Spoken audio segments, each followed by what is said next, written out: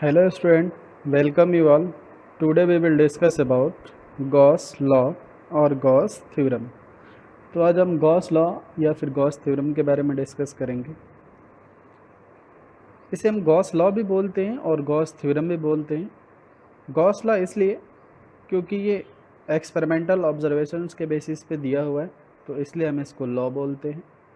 तो कोई भी स्टेटमेंट जो एक्सपेरिमेंटल ऑब्जर्वेशंस के बेसिस पे लिखा हुआ है, मैथमेटिकली फॉर्मुलेट किया हुआ है, तो उसको हम लॉ बोलते हैं, जैसे Newton's law, Coulomb's law.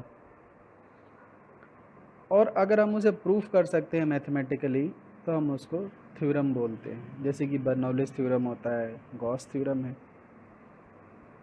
Gauss law या गॉस थ्योरम ये बहुत ही इम्पॉर्टेंट थ्योरम है, केवल सिलेबस के पॉइंट ऑफ व्यू से ही नहीं, बल्कि इलेक्ट्रिक फील्ड की कैलकुलेशन गॉस लॉ के डिस्कवर होने से बहुत ही आसान हो गई। गॉस लॉ को सबसे पहले 1773 में जोसेफ लुइस लैग्रेंज ने दिया था और इसे वापस दोबारा से 1813 में कार्ल फ्रेडरिक गॉस ने दिया था। ये गॉस लॉ जो है ये एक रिलेशन इस्टेब्लिश करता है किसी भी क्लोज सरफेस से पास होने वाले इलेक्ट्रिक फ्लक्स और उस क्लोज सरफेस के अंदर कुल कितना चार्ज है, इन दोनों को रिलेट करता है। किसी भी क्लोज सरफेस का मतलब पहले भी हम पढ़ चुके हैं, जैसे कि स्फेयर हो गया, सिलेंडर हो गया, क्यूब हो गया, तो ये सब क्लोज सरफेस के एग्जाम्पल है जो चारों तरफ से बंद हो। तो किसी भी क्लोज सरफेस से टोटल कितना इलेक्ट्रिक फ्लक्स बाहर आ रहा होगा, ये रिलेट करता है गॉस थ्योरम उस क्लोज सरफेस में टोटल चार्ज कितने अमाउंट का है इससे। जितना ही ज़्यादा चार्ज का अमाउंट होगा, उतना ही ज़्यादा अमाउंट का इलेक्ट्रिक फ्लक्स उससे बाहर आएगा। ये गॉस थ्योरम जो है ये one of the 4 Maxwell's equations हैं। आगे चल के पढ़ोगे, अब जब EM वेव चैप्टर पढ़ते हैं तो वहाँ पे मैक्सवेल्स इक्वेशंस एक टॉपिक है। इलेक्ट्रिसिटी और मैग्नेटिज्म से रिलेटेड मैक्सवेल की 4 इक्वेशन हैं, तो उनमें से ये जो फर्स्ट इक्वेशन है वो है Gauss law. According to Gauss law, total electric flux passing through a closed surface is equal to 1 upon epsilon naught times of charge enclosed by the closed surface or the Gaussian surface, that is phi equals q in upon epsilon naught। तो according to Gauss theorem के according किसी भी close surface से, जो close body हम consider कर रहे हैं, जैसे कि हमने बोला कि स्फेयर है, क्यूब है, सिलेंडर है, इस टाइप की कोई बॉडी, तो उसी को हम गॉसियन सरफेस भी बोलते हैं। तो किसी भी क्लोज सरफेस से टोटल कितना इलेक्ट्रिक फ्लक्स बाहर आ रहा है, ये इक्वल होता है 1 upon epsilon naught times of charge enclosed by the close surface. जो क्लोज सरफेस जिसको हम कंसीडर कर रहे हैं उसके अंदर कुल कितना चार्ज है, अगर हम उसे क्यू इन से रिप्रेजेंट करें तो Q in multiplied by 1 upon epsilon not, इसी के इक्वल होता है टोटल फ्लक्स जो किसी क्लोज सरफेस से बाहर आ रहा है। गॉस लॉ जो है ये किसी भी टाइप के चार्ज डिस्ट्रीब्यूशन के लिए वैलिड है, चाहे वो चार्ज डिस्ट्रीब्यूशन कॉन्टिन्यूस हो या फिर डिस्क्रीट हो, उससे कोई फ़र्क नहीं पड़ता। दोनों ही टाइप के चार्ज डिस्ट्रीब्यूशन के लिए ये गॉस थ्योरम जो है ये अप्लीकेबल है। जो गॉसियन सरफेस है ये क्या होता है, तो गॉसियन सरफेस जो होता है ये एक तरीके का हाइपोथेटिकल क्लोज सरफेस होता है जो किसी चार्ज डिस्ट्रीब्यूशन के चारों तरफ हम ड्रॉ करते हैं। और ये जो गॉसियन सरफेस है हमारा, ये सिमेट्रिक होना चाहिए चार्ज डिस्ट्रीब्यूशन के चारों तरफ। कहीं पे भी अगर हमें इलेक्ट्रिक फील्ड की वैल्यू कैलकुलेट करनी है तो गॉस थ्योरम की हेल्प से बड़े ही आसानी से हम इलेक्ट्रिक फील्ड को कैलकुलेट कर सकते हैं, क्योंकि गॉस थ्योरम के अकॉर्डिंग फाई कॉस हमें पता है कि Q in upon epsilon not, charge की वैल्यू हमें पता होगी कि उस क्लोज सरफेस में, गॉसियन सरफेस में कुल कितना चार्ज है। तो इस फॉर्मूले से हम टोटल फ्लक्स कितना बाहर आ रहा है गॉसियन सरफेस से ये कैलकुलेट कर लेंगे। और फ्लक्स का फॉर्मूला हमने पढ़ा हुआ है कि किसी भी क्लोज सरफेस के लिए जो टोटल इलेक्ट्रिक फ्लक्स बाहर आता है फाई, वो इक्वल होता है क्लोज इंटीग्रल ई डॉट डी एस के। अब इस फॉर्मूले से फ्लक्स की वैल्यू कैलकुलेट कर लेते हैं और phi equals q in upon epsilon naught, इस फॉर्मूले से फ्लक्स की वैल्यू कैलकुलेट कर लेते हैं, दोनों को इक्वेट करा देते हैं हम, तो इलेक्ट्रिक फील्ड की वैल्यू फाइंड हो जाती है। तो इस तरीके से जो गॉस थ्योरम है ये एक इजी मेथड है as comparison with Coulomb's law to calculate electric field. In Coulomb's law we have to calculate electric field due to each individual charge and then vector sum of them. Coulomb's law, इससे भी हम electric field की value find करते हैं, but एक problem वहाँ पे ये है कि अगर चार्ज का अमाउंट कई जगह डिस्ट्रीब्यूटेड है, बहुत सारे छोटे छोटे चार्ज हैं, और उस पूरे सिस्टम की वजह से, उस पूरे डिस्ट्रीब्यूशन की वजह से अगर हमें इलेक्ट्रिक फील्ड की वैल्यू फाइंड करनी होती है तो हर एक इंडिविजुअल चार्ज की वजह से हम इलेक्ट्रिक फील्ड की वैल्यू फाइंड करते हैं और फिर उसका हम वेक्टर सम करते हैं। चार्ज डिस्ट्रीब्यूशन अगर कंटिन्यूअस टाइप का होगा तो इलेक्ट्रिक फील्ड की वैल्यू फाइंड करना थोड़ा मुश्किल हो जाएगा, जबकि गॉस थ्योरम में ये प्रॉब्लम हमारी तुरंत सॉल्व हो जाती है। अब आगे चल के देखोगे जब हम गॉस थ्योरम के एप्लीकेशंस पढ़ेंगे, तो जैसे कोई लाइन चार्ज है उसकी वजह से अगर हमें इलेक्ट्रिक फील्ड की वैल्यू कैलकुलेट करनी है तो हार्डली 5 या 7 लाइन में हम उसका एक्सप्रेशन डिराइव कर लेते हैं। लेकिन अभी पीछे हमने एक क्वेश्चन किया था, without using Gauss theorem we have to calculate electric field due to continuous charge distribution line charge. तो हमने देखा था काफ़ी बड़ी सी डेरिवेशन है, वो करीब 1-1.5 पेज की डेरिवेशन है कूलॉम्स लॉ से जो हम फाइंड आउट करते हैं इलेक्ट्रिक फील्ड। तो इसलिए गॉस थ्योरम जो है बहुत ही इम्पॉर्टेंट थ्योरम है और इसकी हेल्प से हम इलेक्ट्रिक फील्ड की वैल्यू कैलकुलेट कर लेते हैं बड़े ही आसानी से। According to Gauss law, total electric flux is equal to 1/ε0 times of charge enclosed by the close surface और द गॉसियन सरफेस। तो गॉसियन सरफेस या क्लोज सरफेस जो है एक इमेजिनरी सरफेस होता है जो किसी चार्ज डिस्ट्रीब्यूशन के चारों तरफ सिमेट्रिक वे में हम ड्रॉ करते हैं। जैसे सपोज कर लो यहाँ पे कोई चार्ज डिस्ट्रीब्यूशन है, चार्ज है, तो इसके चारों तरफ हम एक क्लोज सरफेस ड्रॉ करते हैं जो कि सिमेट्रिक होता है, किसी भी शेप में हो सकता है। ये डिपेंड करता है कि हमारा चार्ज डिस्ट्रीब्यूशन जो है किस टाइप का है, लाइन है, पॉइंट चार्ज है या फिर स्फेरिकल है, किस टाइप का है, उसके अकॉर्डिंग हम गॉसियन सरफेस जो है ड्रॉ करते हैं। तो गॉसियन सरफेस एक इमेजिनरी सरफेस होता है, हाइपोथेटिकल होता है। तो अगर इस गॉसियन सरफेस के अंदर सपोज कर लो कि टोटल चार्ज जो है क्यू इन है, इन सबस्क्रिप्ट लिखा है हमने, मतलब चार्ज इनक्लोज्ड, तो इस पूरे गॉसियन सरफेस से पास होने वाला जो फ्लक्स होगा वो इक्वल होगा according to Gauss law phi equals 1/ε0 times multiplied by q in. Q in की वैल्यू कुछ भी हो सकती है, हो सकता है कि यहाँ पे चार्ज मान लो Q1 हो, Q2 हो, Q3 है, तो क्यू इन की वैल्यू हो जाएगी Q1 plus Q2 plus Q3। Q in की इस वैल्यू को ला के यहाँ पे रख देंगे तो हमें पता चल जाएगा कि टोटल इलेक्ट्रिक फ्लक्स जो है कितना है।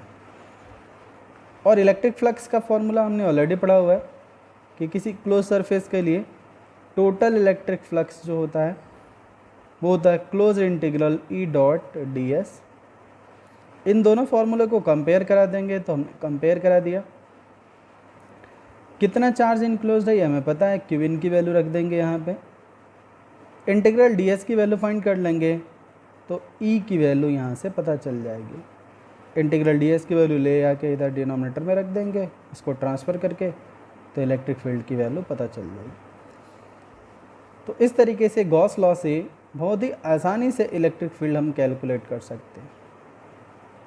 कूलॉम्स लॉ से भी हम इलेक्ट्रिक फील्ड कैलकुलेट कर सकते थे, जैसे Q1, Q2, Q3 चार्ज थे, अगर इनकी वजह से मान लो किसी पॉइंट पर हमें इलेक्ट्रिक फील्ड की वैल्यू फाइंड करनी है तो सबसे पहले हम किसी एक चार्ज से फील्ड फाइंड करेंगे, फिर दूसरे चार्ज का फील्ड फाइंड करेंगे, फिर तीसरे चार्ज का फील्ड फाइंड करेंगे और फिर हमें उनका वेक्टर सम करना होगा, तब जाके हम टोटल इलेक्ट्रिक फील्ड की वैल्यू फाइंड कर सकते हैं।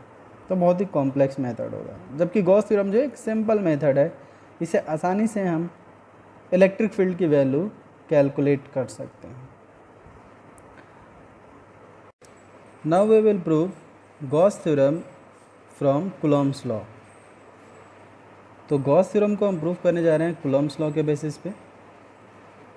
We considered a close surface Gaussian surface of radius r and a point charge q is kept at its centre.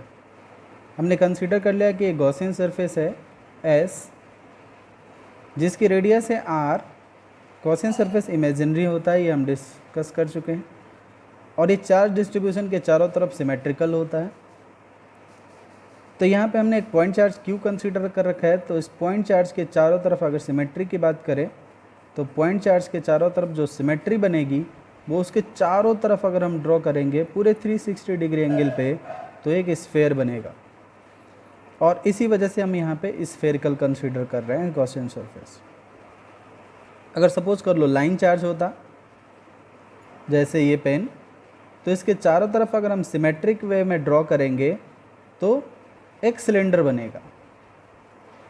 तो गॉसियन सरफेस हमने डिस्कस किया कि चार्ज डिस्ट्रीब्यूशन के नेचर पर डिपेंड करता है कि किस टाइप का चार्ज डिस्ट्रीब्यूशन है, और उसके अकॉर्डिंग हम गॉसियन सरफेस ड्रॉ करते हैं।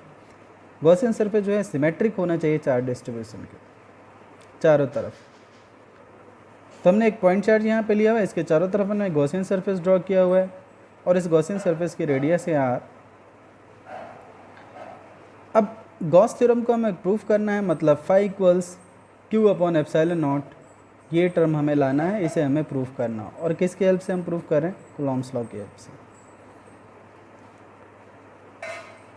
तो हम यहाँ पे कैलकुलेट करेंगे फाई इलेक्ट्रिक फ्लक्स कितना पास हो रहा है इस पूरे गॉसियन सरफेस से। इस गॉसियन सरफेस पे हमने एक छोटा सा very small area element consider कर लिया जिसका एरिया वेक्टर है ds, dA से भी लिख सकते हैं हम इसे। तो एरिया वेक्टर है यहाँ पे ds।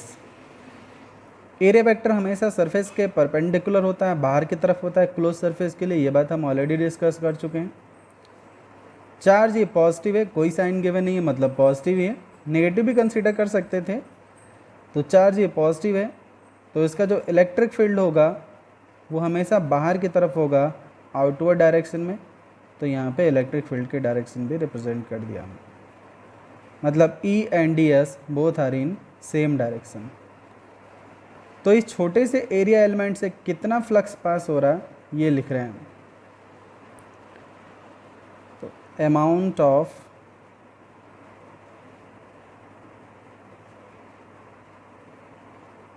Electric flux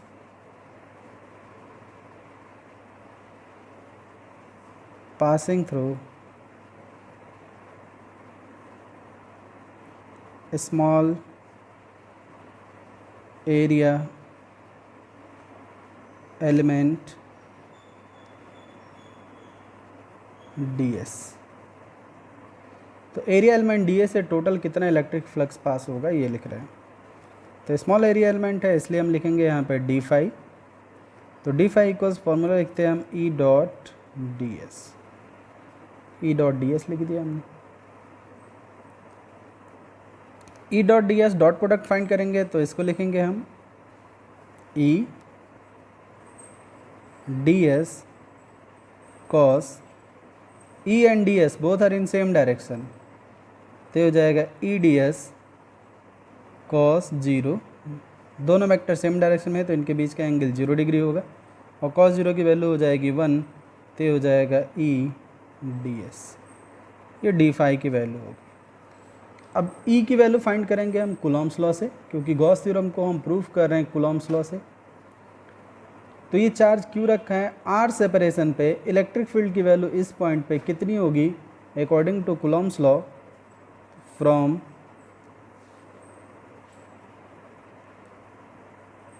Coulomb's law. E equals formula लिखते हैं हम 1/4 pi epsilon naught q upon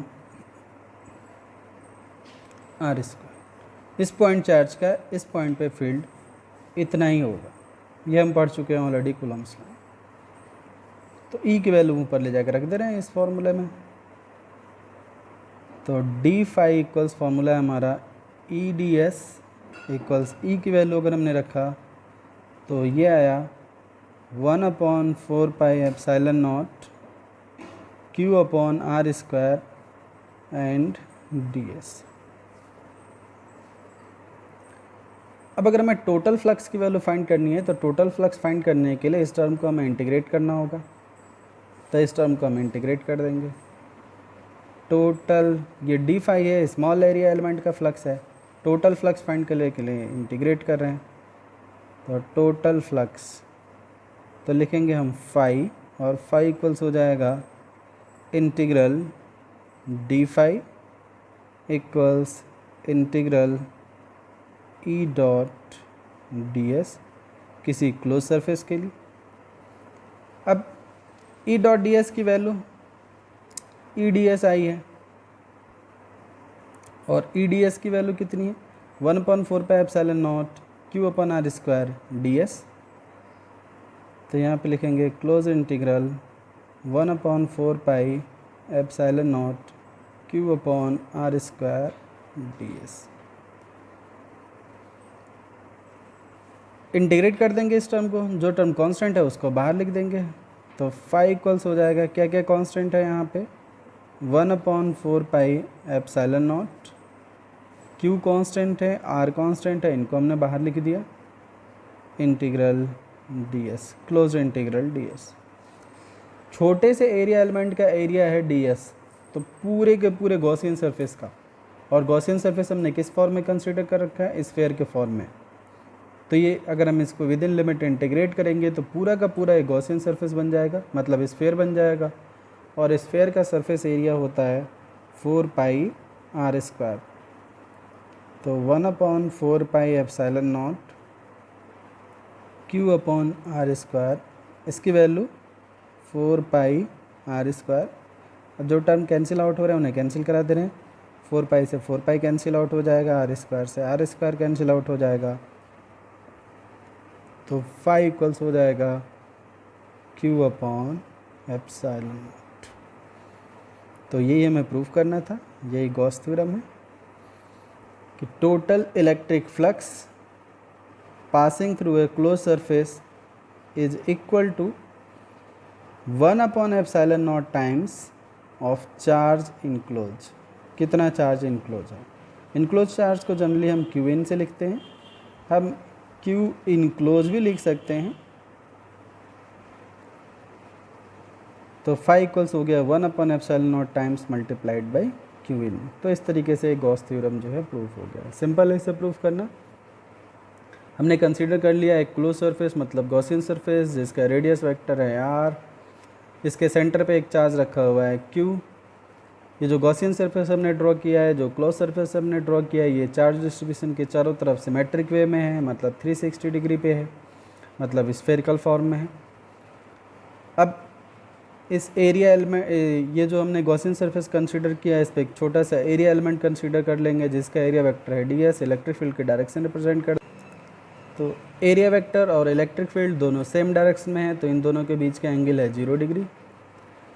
तो हम इलेक्ट्रिक फ्लक्स लिख रहे हैं कि इस छोटे से एरिया एलिमेंट से कितने अमाउंट का पास हो रहा है। तो डी फाई इक्वल्स लिखेंगे हम ई dot d S, dot product find करेंगे तो ई डी एस कॉस 0 हो जाएगा क्योंकि दोनों के बीच का एंगल 0 डिग्री है। कॉस 0 की वैल्यू 1 होती है तो ई डी एस हो गया। कूलम्ब्स लॉ से ई की वैल्यू फाइंड कर लिया, यहाँ ले आके रख दिया हमने। टोटल फ्लक्स के लिए हमने फार्मूला लिखा हुआ है फाई इक्वल्स क्लोज इंटीग्रल ई डॉट डी एस। यहाँ से ई डी एस की वैल्यू ला के यहाँ पर रख दे रहे हैं, जो टर्म कांस्टेंट है उसको बाहर रख दे रहे हैं, बाकी इंटीग्रेट कर दे रहे हैं इस टर्म को। Surface integral of D s की वैल्यू हो जाएगी 4 पाई आर स्क्वायर, ये रख दिया हमने। जो टर्म कैंसिल हो रहे थे उन्हें कैंसिल करा दिया, तो फाइनली फाई की ये वैल्यू आ गई। तो इस तरीके से गॉस थ्योरम जो है प्रूफ हो गया। Now we will discuss some numerical problems based on Gauss law. A charge q is kept at center of a cube. We have to find out total electric flux passing through cube and flux passing through each face of the cube. तो question में given है कि एक charge है Q जो किसी cube के centre में रखा हुआ है और टोटल इलेक्ट्रिक फ्लक्स कितना उस क्यूब से पास होगा ये फाइंड करना है। साथ ही हमें ये भी फाइंड करना है कि हर एक फेस से कितना फ्लक्स पास होगा। तो इसको फाइंड करेंगे हम गॉस लॉ से। सिंपल है, किसी भी बॉडी के अंदर, किसी भी गॉसियन सरफेस के अंदर अगर चार्ज Q है तो उससे पास होने वाला जो फ्लक्स होगा according to Gauss theorem phi equals होगा 1/ε0 multiplied by Q, means phi equals हो जाएगा Q/ε0। और सपोज कर लो क्वेश्चन में अगर गिवन होता कि यहाँ पे 2Q चार्ज रखा है तो यहाँ मल्टीप्लाई हो जाता 2Q। क्वेश्चन में बोलता है कि अगर इसके अंदर एक इलेक्ट्रिक डायपोल रखा हुआ है इस क्यूब के अंदर, तो डायपोल पर नेट चार्ज कितना होता है 0, तो यहाँ पे फ्लक्स की वैल्यू हो जाती 0। तो ये बात ध्यान रखनी है आपको। क्वेश्चन में कुछ भी बोले कि किसी भी शेप की कोई भी बॉडी है और उसके अंदर चार्ज रखा हुआ Q, तो टोटल फ्लक्स जो होगा वो हमेशा ही Q/ε0 होगा।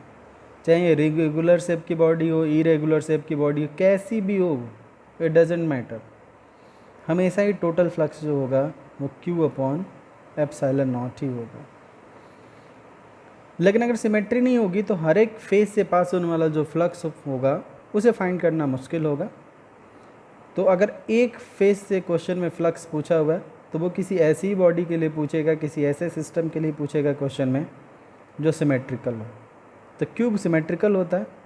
अब क्वेश्चन में यहाँ पूछ रहा है कि ईच फेस, हर एक फेस से कितना फ्लक्स पास होगा, तो इसे भी फाइंड करना मुश्किल नहीं है। पीछे की जो क्लास है उसमें हम पढ़ चुके हैं कि जो इलेक्ट्रिक फ्लक्स है ये कुछ हद तक वैसा ही होता है जैसे किसी बल्ब के चारों तरफ लाइट इमिट होती है। इमेजिन कर लो कि एक बल्ब है जो 360 डिग्री पे चारों तरफ लाइट इमिट कर रहा है। ठीक वैसे ही एक चार्ज है जो चारों तरफ से इलेक्ट्रिक फ्लक्स इमिट कर रहा है। तो क्यूब के सेंटर में रखा हुआ है चार्ज, ये चारों तरफ से इससे फील्ड लाइन्स ओरिजिनेट हो रही होंगी, फ्लक्स जो होगा बाहर आ रहा होगा। इलेक्ट्रिक फील्ड लाइन जो सरफेस के परपेंडिकुलर पास हो रही है उन्हीं को हम फ्लक्स बोलते हैं। तो ऐसा हर तरफ से हो रहा होगा। सेंटर में रखा है तो चारों तरफ, हर तरफ क्यूब में सेम नंबर की फील्ड लाइंस पास हो रही होंगी। मतलब जितने फील्ड लाइंस लेफ्ट में जा रही होंगी, राइट में जा रही होंगी, अपवर्ड, डाउनवर्ड, साइड में, दोनों साइड में, हर तरफ इक्वल अमाउंट की पास हो रही होंगी, क्योंकि ये जो क्यू चार्ज है वो सेंटर में रखा हुआ है। हमें पता है कि क्यूब के टोटल 6 फेस होते हैं। तो जो भी टोटल फ्लक्स होगा उसका कुछ पोर्शन इस फेस से पास होगा, कुछ इस फेस से पास होगा, कुछ इस फेस से, कुछ इस फेस से, कुछ बॉटम वाले फेस से, कुछ बैक वाले फेस से, हर एक फेस से पास होगा। टोटल 6 फेस से पास होगा और हर एक में इक्वल अमाउंट का डिस्ट्रीब्यूट होगा। ऐसा कोई रीज़न नहीं है कि एक तरफ फील्ड लाइंस पास होंगी और दूसरी तरफ नहीं जाएंगी। जैसे मान लो कि अगर बल्ब है और उसको किसी क्यूबिकल कमरे के सेंटर में रख दो, कोई बल्ब है और इसको किसी क्यूबिकल रूम के सेंटर में रख दो, तो इससे इमिट होने वाली लाइट जो होगी चारों तरफ जाएगी। इसको कोई रोकने वाला नहीं है, हर तरफ, पूरे ऑल 6 फेस हर तरफ पास होगी। अब पूछा जाए कि एक तरफ लाइट कितनी जा रही है, तो जो टोटल वैल्यू होगी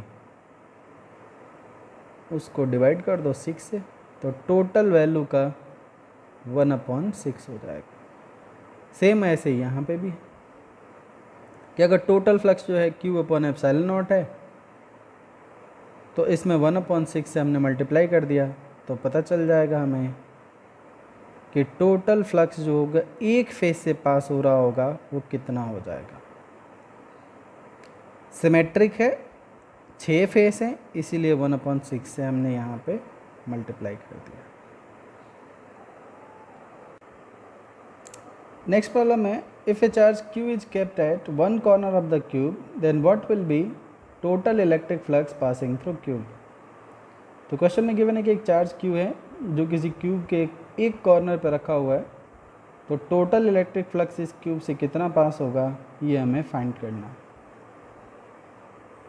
तो अगर अपने केमिस्ट्री में एक चैप्टर है सॉलिड स्टेट, अगर उसे पढ़ रखा है तो इसको समझना बहुत आसान है। क्यूबिकल सिस्टम में अगर कोई एटम कॉर्नर पे रखा हुआ है तो उसका जो कंट्रीब्यूशन है वो इस क्यूब के लिए वो 1/8 होता है। इसको हम ऐसे समझ सकते हैं जैसे कि सपोज कर लो कि एक क्यूब है और इसके कॉर्नर पे यहाँ पे एक एटम रखा हुआ, या इसको इमेजिन कर लो कि ये बल्ब है। तो इस बल्ब की जो लाइट होगी वो इस क्यूब के अंदर कितने अमाउंट के पास होगी। बल्ब से अगर 360 डिग्री पे लाइट एमिट हो रही होगी तो कुछ लाइट जो होगी वो इस क्यूब के अंदर जाएगी, कुछ लाइट जो होगी वो इधर पास में अगर एक क्यूब होगा तो उसके अंदर जाएगी, कुछ लाइट जो होगी यहाँ पे एक क्यूब होगा उसके अंदर जाएगी, कुछ लाइट यहाँ पे एक क्यूब होगा इसके अंदर जाएगी। मतलब जैसे यहाँ कॉर्नर पे अगर कोई चार्ज रखा हुआ है तो इसका फ्लक्स इस वाले क्यूब में भी पास होगा, इस वाले क्यूब में भी होगा, इस वाले क्यूब में भी होगा और इस वाले क्यूब में भी होगा।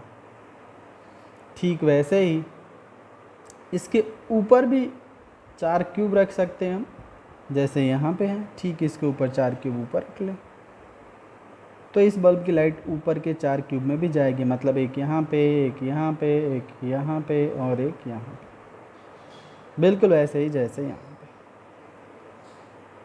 तो अगर ये बल्ब है तो इसकी लाइट 4 नीचे की क्यूब और 4 ऊपर की क्यूब दोनों में पास होगी, और अगर ये चार्ज है तो इसका इलेक्ट्रिक फ्लक्स 4 नीचे की क्यूब और 4 ऊपर के क्यूब दोनों में पास होगी। मतलब टोटल जो चार्ज का कंट्रीब्यूशन है एक क्यूब के लिए वो 1/8 का है, और जब चार्ज का कंट्रीब्यूशन एक क्यूब के लिए, इस क्यूब के लिए केवल 1/8 का है, तो फाई इक्वल्स होता है फॉर्मूला 1/ε0 मल्टीप्लाइड बाई क्यू इन। यहाँ पे चार्ज का कंट्रीब्यूशन इस क्यूब के लिए 1/8 है, तो ये हो जाएगा 1/ε0 मल्टीप्लाइड बाई 1/8 ऑफ क्यू। मतलब टोटल फ्लक्स की वैल्यू हो जाएगी फाई इक्वल्स Q/8ε0। तो ये टोटल फ्लक्स की वैल्यू है। अगर क्वेश्चन में ये पूछा हुआ है कि एक फेज से कितना फ्लक्स पास होगा, केवल और केवल एक फेज से, तो केवल और केवल एक फेज से कितना फ्लक्स पास होगा, अब इसको समझते हैं। यहाँ कॉर्नर में चार्ज रखा हुआ है, इससे पास होने वाली फील्ड लाइन इस फेज से ऐसे पास होंगी सीधे सीधे, इस साइड वाले फेज से ऐसे पास होंगी सीधे इस तरीके से, और इस वाले फेज से कुछ इस तरीके से पास हो रही होंगी इस डायरेक्शन में।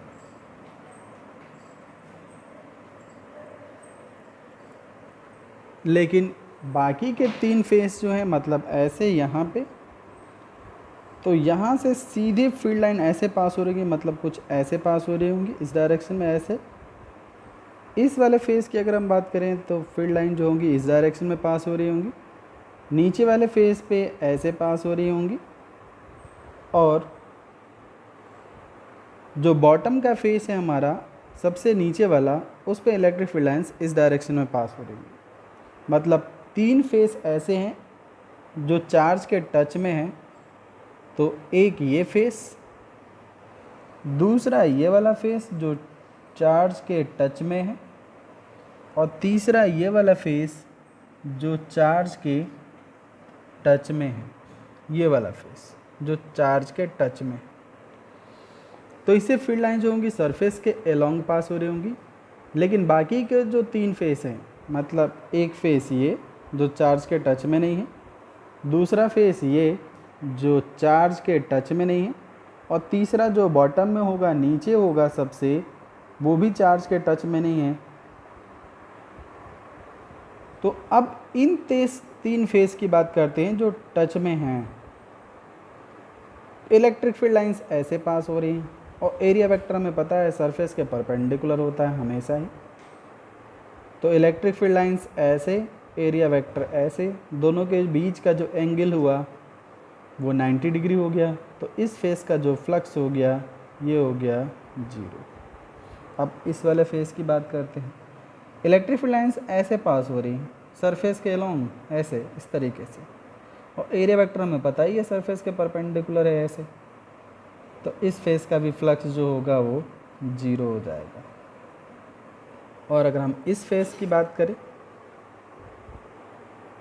तो इलेक्ट्रिक फील्ड लाइंस यहाँ भी ऐसे पास हो रही है इस तरीके से, और एरिया वेक्टर जो होगा, चार्ज अगर यहाँ पे है इस पॉइंट पे, तो इलेक्ट्रिक फील्ड लाइंस डेफिनेटली ऐसे ही पास होंगी इस डायरेक्शन में। एरिया वेक्टर ऐसे और इलेक्ट्रिक फील्ड लाइंस ऐसे, तो दोनों के बीच का जो एंगल होगा अगेन यहाँ पे 90 डिग्री होगा, तो फ्लक्स जो होगा वो 0 होगा। लेकिन वो फेस जो चार्ज के टच में नहीं है, मतलब ये वाले फेस, ये वाला फेस और बॉटम वाला फेस, उसे इलेक्ट्रिक फील्ड लाइंस ऐसे किसी एंगल पे पास हो रही है, नीचे वाले से भी किसी एंगल पे। मतलब एरिया वेक्टर और इलेक्ट्रिक फील्ड लाइंस उन दोनों के बीच का एंगल 90 नहीं होगा, तो उनसे फ्लक्स पास होगा। तो क्यूब में टोटल 6 फेस होते हैं। अब तीन फेस जिससे इलेक्ट्रिक फ्लक्स पास नहीं हो रहा, क्योंकि एरिया वेक्टर और इलेक्ट्रिक फील्ड लाइंस दोनों के बीच का एंगल 90 डिग्री हो गया है, तो फ्लक्स की वैल्यू 0 हो गई है। तो वो तीन फेस हैं जो चार्ज के टच में हैं, एक ये ऊपर वाला, एक ये साइड वाला, और ये एक फेस जो है बाहर वाला। तो बाकी के 3 फेस बचे, एक ये बॉटम, दूसरा जो है साइड में, और तीसरा जो है बैक साइड में। तो इन 3 फेस से केवल फ्लक्स पास होगा। तो अगर हमें ये लिखना होगा कि flux passing through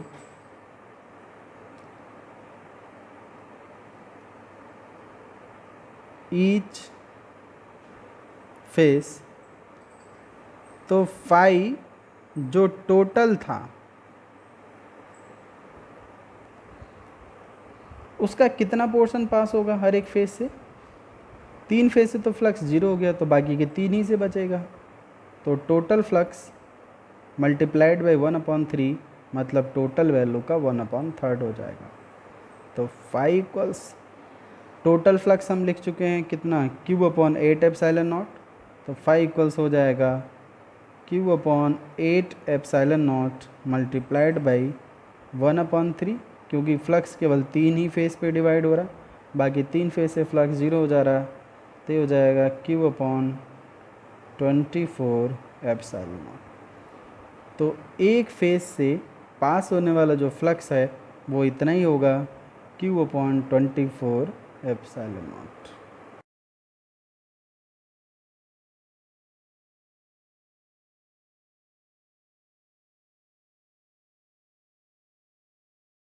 Numerical problem number 18. A spherical Gaussian surface encloses a charge 8.85 into 10 to the power minus 8 coulomb. First part, calculate the electric flux passing through the surface. Second part, if the radius of the Gaussian surface is doubled, how would the electric flux change? तो question में given है कि एक spherical Gaussian surface है, इसके अंदर charge Q है और इसकी वैल्यू है 8.85 into 10 to the power minus के 8 कूलम। हमें फाइंड करना है कि इस गॉसियन सरफेस से टोटल इलेक्ट्रिक फ्लक्स कितना पास होगा। तो आसानी से फाइंड करना, गॉस थ्योरम यूज़ करेंगे, और गॉस थ्योरम के अकॉर्डिंग हम फाई इक्वल्स लिखते हैं फॉर्मूला Q/एप्सिलॉन नॉट। Q की वैल्यू क्वेश्चन में गिवन है 8.85 into 10 to the power minus के 8 कूलम, और अपॉन एप्सिलॉन नॉट की वैल्यू पता है हमें 8.85 इंटू 10⁻⁻⁻12 ऐसा ही सिस्टम। ये दोनों कैंसिल आउट हो गए, इसको ऊपर ले जाएंगे तो ये प्लस हो जाएगा, प्लस का 12 माइनस का 8 तो ये हो जाएगा 10⁻⁴। फ्लक्स की यूनिट होती है SI unit newton metre square per coulomb. तो ये आंसर हो गया। सब कुछ एसआई में, ये कूलम में गिवन है, ये एसआई में वैल्यू होती है, इसलिए यूनिट जो होगी एसआई में ही लिखी जाएगी। तो क्वेश्चन का फर्स्ट पार्ट जो हो सॉल्व हो गया। अब क्वेश्चन के सेकेंड पार्ट में बोला हुआ है कि if the radius of the Gaussian surface is doubled how would the electric flux change. तो अगर हम गॉसियन सरफेस की रेडियस को चेंज कर देंगे तो इलेक्ट्रिक फ्लक्स जो पास हो रहा उस पर कितना चेंज आएगा। तो इसका सिंपल सा आंसर है नो चेंज। अब इस बात को समझना होगा कि क्यों चेंज नहीं आएगा। अब देखो, अगर कोई चार्ज है यहाँ पे, फ्लक्स की जो ओरिजिन है वो चार्ज की वजह से ही है, ये हम डिस्कस कर चुके हैं। इलेक्ट्रिक फील्ड लाइंस जो है चार्ज की वजह से ही ओरिजिनेट होती हैं और फील्ड लाइन की वजह से ही फ्लक्स है। तो इससे इलेक्ट्रिक फील्ड लाइंस चारों तरफ ऐसे ओरिजिनेट हो रही हैं।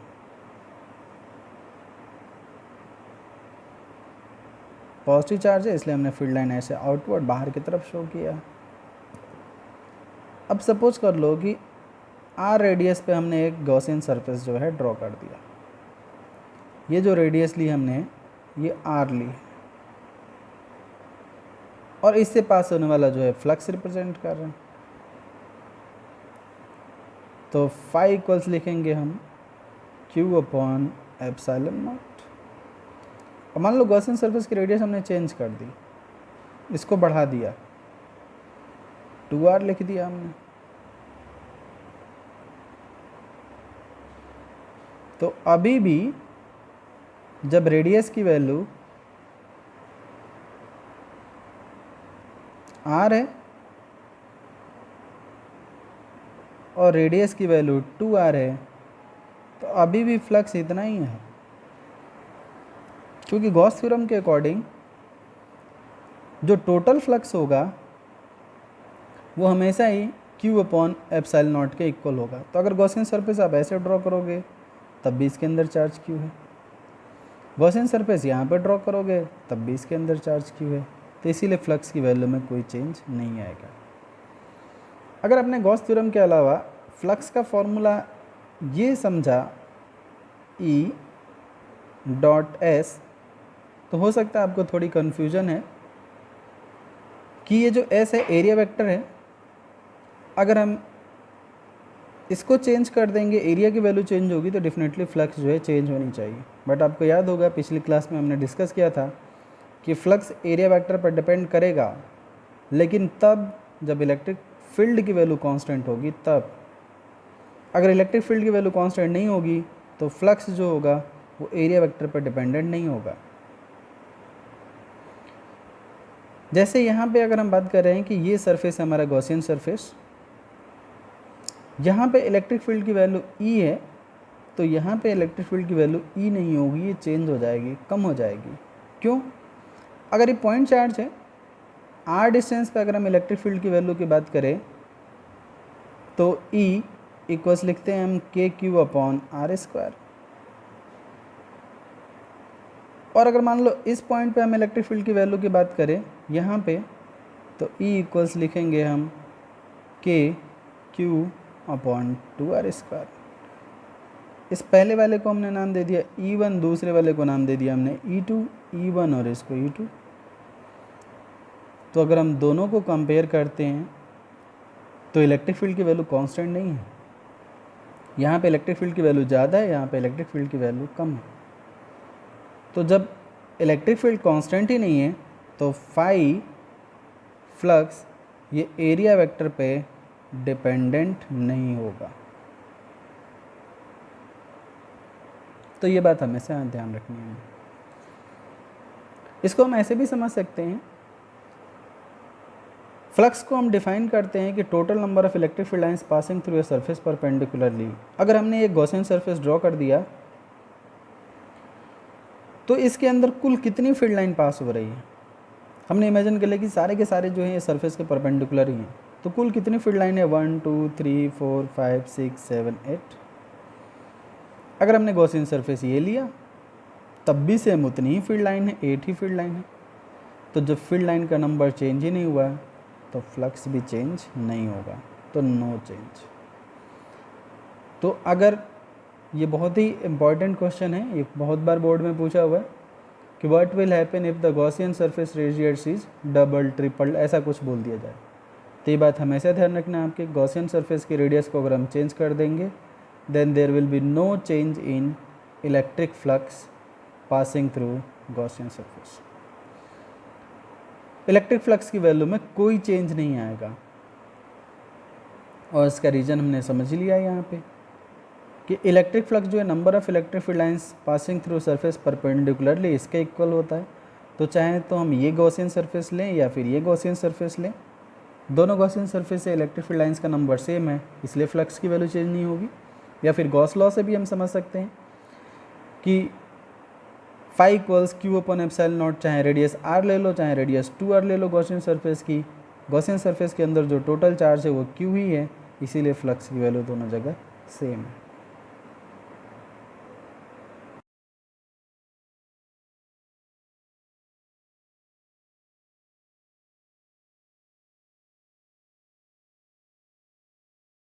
Numerical problem number 19.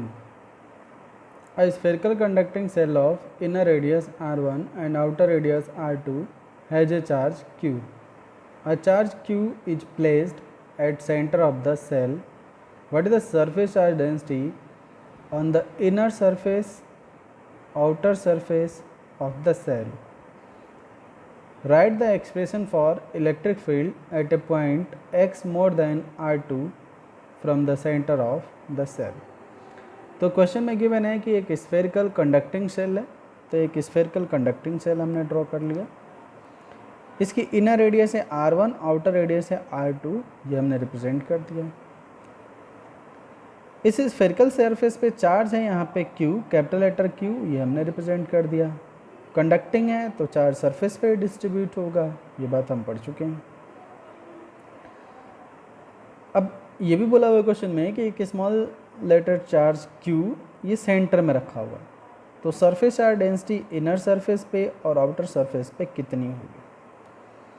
तो जैसे हम सेंटर में यहाँ पे चार्ज q रखेंगे, इंडक्शन की वजह से इस स्फेरिकल सेल के अंदर भी इनर वाली लाइनिंग पे भी चार्ज आ जाएगा। अगर यहाँ पे चार्ज q है तो यहाँ पे चार्ज आ जाएगा -q। चार्जिंग बाय इंडक्शन का कॉन्सेप्ट हमने पढ़ा है कि हमेशा ही इंडक्शन में इक्वल एंड अपोजिट अमाउंट का चार्ज आता है। जैसे अगर यहाँ पे कोई हाईली चार्ज बॉडी रखी हुई है और इसके पास में कोई दूसरी न्यूट्रल बॉडी लेके जाएंगे, तो जितने अमाउंट का चार्ज यहाँ पे है सेम उतने अमाउंट का चार्ज यहाँ पे भी इंड्यूस हो जाएगा, बट अपोजिट साइन के साथ। तो इंडक्शन के कॉन्सेप्ट में हमने पढ़ा हुआ है। तो वैसे ही यहाँ पे अगर चार्ज q है तो यहाँ पे चार्ज इंड्यूस हो जाएगा -q, और इंडक्शन हमेशा पोलराइजेशन की वजह से होता है, तो यहाँ पे अगर -q चार्ज आएगा तो यहाँ पे चार्ज इंड्यूस हो जाएगा +q अमाउंट का। और इस बाहर वाले सरफेस पे ऑलरेडी चार्ज है q, तो अब जो टोटल चार्ज होगा वो हो जाएगा q + q। स्फेरिकल सेंटर, जो स्फेरिकल सेल था उसका सेंटर में चार्ज था q, तो इंडक्शन की वजह से इनर लाइनिंग पे चार्ज आ गया -q, और इंडक्शन हमेशा पोलराइजेशन की वजह से होता है, मतलब यहाँ पे -q चार्ज आएगा इनर सरफेस पे तो आउटर पे आ जाएगा +q। तभी तो law of conservation of charge का रूल जो होगा फॉलो हो पाएगा, अदरवाइज वो वायलेट कर जाएगा। और ऑलरेडी सरफेस पे इनिशियली चार्ज है q, और ये q पोलराइजेशन की वजह से आ गया, तो टोटल चार्ज हो गया q + q। अब सरफेस चार्ज डेंसिटी बताना है हमें इनर सरफेस पे या आउटर सरफेस पे। तो सरफेस चार्ज डेंसिटी का फॉर्मूला पता है हमें, सिग्मा इक्वल्स फॉर्मूला लिखते हैं हम q/a। Charge total charge upon surface area. तो सिग्मा 1 रिप्रेजेंट कर रहे हैं हम इनर सरफेस के लिए, तो surface charge density on inner surface sigma 1 Q total charge कितना है यहाँ पे इनर सरफेस पे माइनस के क्यू और अपॉन ए लिखा हुआ है फॉर्मूले में, डिनोमिनेटर में यहाँ पे ए आ रहा है सरफेस एरिया, तो इसका सरफेस एरिया कितना हो जाएगा, स्फेयर है तो स्फेयर का सरफेस एरिया हमें पता है 4πr² और रेडियस इसके इनर की r1 दे रखी है तो 4πr1²। तो सिग्मा 1 की वैल्यू हो जाएगी minus q upon 4πr1²। Same ऐसे आउटर सरफेस पे सरफेस चार्ज डेंसिटी कितनी होगी, यही formula sigma equals q upon a, तो टोटल चार्ज यहाँ पे कितना हो जाएगा क्यू प्लस क्यू और अपॉन सरफेस एरिया, तो रेडियस की वैल्यू r2 दे रखी है तो सिग्मा 2 हो जाएगा क्यू प्लस क्यू और upon 4πr2²। Surface charge density on outer surface. Question के सेकेंड पार्ट में गिवन है कि write the expression for electric field at point x more than r2 from centre of the shell. तो question के second part में ये पूछा हुआ है कि किसी x डिस्टेंस पे इलेक्ट्रिक फील्ड की वैल्यू फाइंड करो जहाँ पे x जो है r2 से बड़ा है, मतलब स्फेरिकल सेल की जो आउटर रेडियस है इससे ज़्यादा बड़ा है। तो सेंटर से हमने इस आउटर रेडियस से बाहर ले लिया, बाहर वाली लेयर से भी बाहर, तो x डिस्टेंस पे एक ऑब्जर्वेशन पॉइंट हमने कंसीडर कर लिया P, और इस पॉइंट P पे इलेक्ट्रिक फील्ड की वैल्यू हमें फाइंड करनी है। तो कैसे फाइंड करेंगे, सिंपल है, गॉस थ्योरम हम पढ़ चुके हैं। तो गॉस थ्योरम के अकॉर्डिंग फॉर्मूला लिखते हैं हम phi equals q in upon epsilon naught. ये फॉर्मूला अप्लाई करने के लिए हमें सबसे पहले गॉसियन सरफेस ड्रॉ करना होगा। तो इस सेल के चारों तरफ सिमेट्रिक वे में हमने एक गॉसियन सरफेस ड्रॉ कर दिया। सेल स्फेरिकल है तो ये जो गॉसियन सरफेस होगा ये भी स्फेरिकल होगा और इसकी रेडियस जो है वो x है। गॉसियन सरफेस जो है चार्ज डिस्ट्रीब्यूशन के चारों तरफ सिमेट्रिक वे में ड्रॉ करते हैं, ये हम पढ़ चुके हैं। And observation point must lie on Gaussian surface, जो ऑब्जर्वेशन पॉइंट है हमारा वो गॉसियन सरफेस पे होना चाहिए। तो बिल्कुल वैसे ही हमने एक गॉसियन सरफेस यहाँ पे ड्रॉ कर दिया। अब फाई की वैल्यू क्या लिखते हैं formula Q in upon epsilon not. तो चार्ज इनक्लोज कितना है इस गॉसियन सरफेस के अंदर, तो क्यू इन इक्वल्स यहाँ पे चार्ज है क्यू और यहाँ बाहर वाले पे चार्ज है क्यू, तो हो जाएगा क्यू प्लस क्यू, ये टोटल चार्ज हो गया।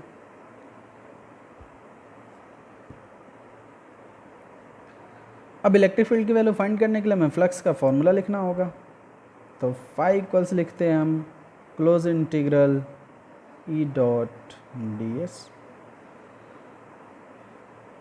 तो टोटल फ्लक्स कितना पास हो रहा है इस फॉर्मूले से हम फाइंड आउट करते हैं। तो इस फॉर्मूले को अप्लाई करने के लिए हमें integral d S vector E इनको शो करना होगा। तो हमने इस ऑब्जर्वेशन पॉइंट पे एक छोटा सा एरिया एलिमेंट कंसीडर कर लिया जिसका एरिया वेक्टर जो है डी एस है, और एरिया वेक्टर हमेशा सेंटर से बाहर की तरफ, सरफेस से बाहर की तरफ होता है, तो एरिया वेक्टर डी एस हमने बाहर की तरफ शो कर दिया। दोनों ही चार्ज पॉजिटिव हैं तो इलेक्ट्रिक फील्ड जो होगा वो बाहर की तरफ होता, चार्ज नेगेटिव नहीं है अदरवाइज इनके साइन दिए होते, पॉजिटिव चार्ज का साइन लिखने की ज़रूरत नहीं पड़ती। तो इलेक्ट्रिक फील्ड पॉजिटिव चार्ज है तो बाहर की तरफ हो गया, एरिया वेक्टर भी बाहर होगा। तो स्मॉल एरिया एलिमेंट से फ्लक्स कितना होगा, फिर टोटल से कितना होगा, तो टोटल से हम लिखेंगे phi equals close integral E dot d s. E and d s both are in same direction, तो हो जाएगा E close integral d s और यहाँ पे हो जाएगा कॉस जीरो। कॉस जीरो की वैल्यू 1 होती है हमें पता है। Then phi equals E multiplied by integral d s की वैल्यू कॉस जीरो तो 1 हो गया, इंटीग्रल डी एस तो surface area of the Gaussian surface. Gaussian surface जो हमने लिया है स्फेयर के फॉर्म लिया है, तो स्फेयर का सरफेस एरिया होता है 4πr², जबकि रेडियस यहाँ पे x है तो हो जाएगा 4πx²। तो फाई का एक ये फॉर्मूला है, फाई का एक ये फॉर्मूला है, दोनों को कंपेयर करा दे रहे हैं। तो फाई इक्वल्स हो गया e multiplied by 4π(x² equals q in upon epsilon naught. Q in जो है चार्ज इनसाइड गॉसियन सरफेस है, तो e multiplied by 4π(x² equals q in की वैल्यू हम फाइंड कर चुके हैं, कितनी है q प्लस क्यू, तो हो जाएगा q प्लस क्यू और अपॉन है एप्सिलॉन नॉट। अब इस टर्म को हम राइट हैंड साइड लेके आएंगे तो E इक्वल्स हो जाएगा 1/4π एप्सिलॉन नॉट, 4π इसके साथ मल्टीप्लाई कर दिया, q प्लस क्यू ये डिनोमिनेटर में आ जाएगा x²। तो फाइनली इलेक्ट्रिक फील्ड की ये वैल्यू मिली जो इन स्फेरिकल सेल से बाहर है x डिस्टेंस पे, और जहाँ पे x जो है R2 से बड़ा है। तो कहीं पे भी गॉस लॉ अप्लाई करके अगर हमें इलेक्ट्रिक फील्ड की वैल्यू फाइंड करनी होती है तो हम ऐसे ही करते हैं। सबसे पहले हम गॉस थ्योरम के according Q in upon epsilon not लिखते हैं, क्यू इन की वैल्यू फाइंड करते हैं, फिर फ्लक्स का जो हमने फार्मूला पढ़ रखा है फाई इक्वल्स क्लोज इंटीग्रल ई डॉट डी एस, इस फार्मूले को अप्लाई करते हैं। इस फार्मूले को अप्लाई करने के लिए हमें जो गॉसियन सरफेस है इस पर एक छोटा सा एरिया एलिमेंट लेना होता है और इलेक्ट्रिक फील्ड की डायरेक्शन रिप्रेजेंट करनी होती है, ताकि हमें पता कर सकें कि इन दोनों के बीच का एंगल जो है कितना है। इन दोनों के बीच का एंगल 0 डिग्री है, इसलिए cos 0 हो गया, cos 0 की वैल्यू 1 हो गई। इलेक्ट्रिक फील्ड की वैल्यू फाइंड करनी है हमें, इंटीग्रल ds की वैल्यू फाइंड कर लेंगे, सरफेस इंटीग्रल। तो इस गॉसियन सरफेस का टोटल सरफेस एरिया हो जाएगा 4πr², बट रेडियस हमने x से रिप्रेजेंट कर रखा है तो ये 4πx² हो गया। अब ये फ्लक्स का फॉर्मूला है, ये भी फ्लक्स का फॉर्मूला है, दोनों को कंपेयर करा देंगे तो इलेक्ट्रिक फील्ड की वैल्यू हमें ये मिलेगी।